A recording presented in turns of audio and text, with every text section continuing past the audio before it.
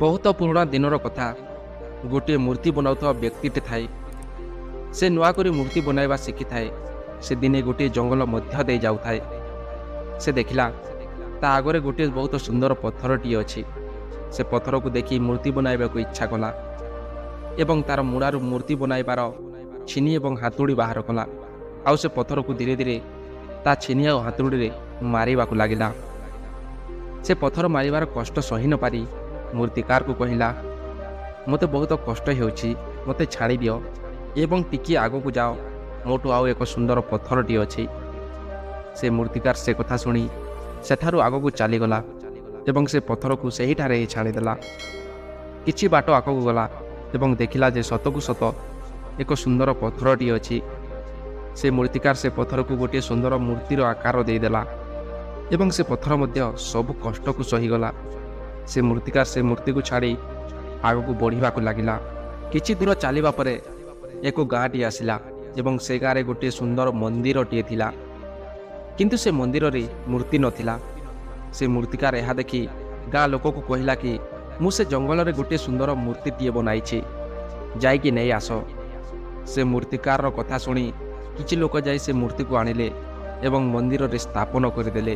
କିନ୍ତୁ ଦେଖିଲେ ଯେ ପୂଜା କରିବା ପାଇଁ ମୂର୍ତ୍ତି ହୋଇଗଲା, କିନ୍ତୁ ନଡ଼ିଆ ବାଡ଼େଇବା ପାଇଁ ଏକ ପଥର ଦରକାର।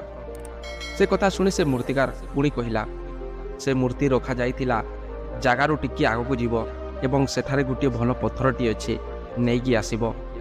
କିଛି ଲୋକ ଯାଇ ସେ ପଥରଟିକୁ ଆଉ ବି ଆଣିଲେ ଏବଂ ପୂଜା ମଧ୍ୟ ଆରମ୍ଭ କରିଦେଲେ। ସେ ମୂର୍ତ୍ତିକୁ ପୂଜା କରନ୍ତି ଏବଂ ସେ ପଥରରେ ନଡ଼ିଆ ବାଡ଼ନ୍ତି। ଦିନେ ଗୋଟିଏ ରାତିରେ ସେ ପଥର ଏବଂ ମୂର୍ତ୍ତି କଥା ହେଲେ। ପଥର କହିଲା, ମୂର୍ତ୍ତିକୁ ତୋ ଭାଗ୍ୟ ବହୁତ ଭଲ, ତୁ ପଥରଟିଏ ହୋଇ ମଧ୍ୟ ପୂଜା ପାଇଲୁ ଏବଂ ମୁଁ ନଡ଼ିଆ ମାଡ଼ ଯୋଗୁଁ କଷ୍ଟ ପାଇଲି। ସେ କଥା ଶୁଣି ମୂର୍ତ୍ତି କହିଲା, ତୋର ମୋର ଭିତରେ ଏତିକି ପାର୍ଥକ୍ୟ ଅଛି କି ମୁଁ କଷ୍ଟ ସହି ଗଢ଼ା ହୋଇଗଲି ଏବଂ ତୁ ସେ କଷ୍ଟ ସହି ନ ପାରି ଆଜି ଏ କଷ୍ଟ ପାଉଛୁ। ଯଦି ତୁ ସେଦିନ ସେ କଷ୍ଟକୁ ସହି ଚୁପଚାପ ରହିଯାଇଥାନ୍ତୁ ତ ଆଜି ମୋ ଜାଗାରେ ତୁ ଥାନ୍ତୁ ଏବଂ ତୋ ଜାଗାରେ ମୁଁ, ତୋତେ ଏତେ କଷ୍ଟ ସହିବାକୁ ପଡ଼ିନଥାନ୍ତା। ସେଥିପାଇଁ ତ ଲୋକେ କହନ୍ତି କି ଜୀବନରେ ଯେତେ ବି କଷ୍ଟ ଆସୁ ତାକୁ ହସି ହସି ଚୁପଚାପ ସହିଯିବା କଥା, କାହିଁକିନା ଦୁଃଖ ପରେ ସୁଖ ବି ଆସେ। କିଏ ଗୋଟେ ସୁନ୍ଦର କଥାଟିଏ କହିଛି, ଜୀବନକୁ ଯିବା ସରଳ ନୁହେଁ, ବିନା ସଂଘର୍ଷରେ କିଏ ମହାନ ନୁହେଁ। ଯେତେବେଳେ ଯାଏ ହାତୁଡ଼ିର ମାଡ଼ ନ ପଡ଼ିବ, ଗୋଟିଏ ପଥର କେମିତି ମୂର୍ତ୍ତିରେ ପରିଣତ ହେବ। ସେଥିପାଇଁ କଷ୍ଟକୁ ସହିବା ଶିଖ, ନା କି ସେ କଷ୍ଟରୁ ଦୂରକୁ ଚାଲିଯିବା।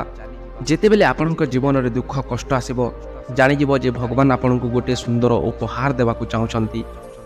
ସେଥିପାଇଁ ସେ ଦୁଃଖ କଷ୍ଟରୁ ଦୂରକୁ ନିଜକୁ କରନ୍ତୁ ନାହିଁ, ସହିବାକୁ ଚେଷ୍ଟା କରନ୍ତୁ। ଦେଖିବେ ସେ ଦୁଃଖ କଷ୍ଟ ପରେ ଆପଣଙ୍କୁ ଏକ ସୁନ୍ଦର ଫଳଟିଏ ପ୍ରାପ୍ତି ହେବ ଏବଂ ସେ ଫଳ ସୁଖ ହସର ଫଳ ହୋଇଯିବ। ଯଦି ଏହି ଭିଡ଼ିଓଟି ଭଲ ଲାଗିଥାଏ ତ ଏ ଫ୍ରଡ୍ ବୟ ଚ୍ୟାନେଲକୁ ସବସ୍କ୍ରାଇବ୍ କରନ୍ତୁ ଏବଂ ଏହି କାହାଣୀ କେମିତି ଲାଗିଲା କମେଣ୍ଟ କରନ୍ତୁ, କାହିଁକିନା ଆପଣଙ୍କ ଗୋଟିଏ like, comment, share and subscribe ଆମକୁ ଏମିତି ଭିଡ଼ିଓ ବନାଇବା ପାଇଁ ମୋଟିଭେଟ୍ କରିବ। ଧନ୍ୟବାଦ।